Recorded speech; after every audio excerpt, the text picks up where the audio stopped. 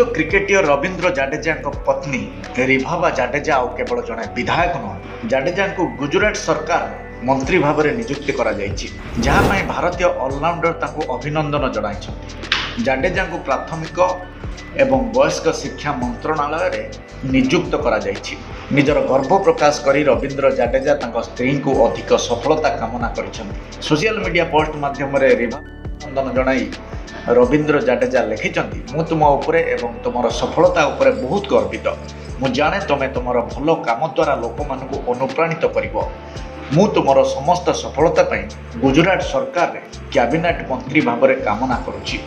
गुजरात सरकार रिभाबा समेत 25 जन नूतन मंत्री को कैबिनेट रे सामिल करिछि। उल्लेखनीय जे 34 वर्षीय रिभाबा जाडेजा 2019 रे भारतीय जनता पार्टी जोग देइथिले।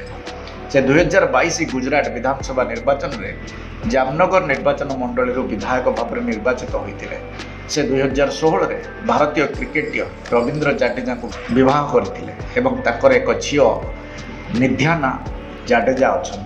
भारतीय दल बर्तमान ऑस्ट्रेलिया गस्तर अच्छी जोठार अक्टोबर 19 तारिख में 3 मैच विशिष्ट दिनिकिया सीरीज आरंभ। जाडेजा को दिनिकिया सीरीज चयन कर से पर दक्षिण आफ्रिका विपक्ष सीरीज रे खेली पारती। जाडेजा T20 क्रिकेट रु अवसर नहीं सारी। दक्षिण आफ्रिका दल नवेम्बर डिसेम्बर में भारत गस्त कर जाडेजा सेमानक मध्य 2टी टेस्ट सीरीज फेरी पारती। यापर भारत एवं दक्षिण आफ्रिका मध्य 3टी दिनिकिया एवं 5टी T20 मैच खेलिबे।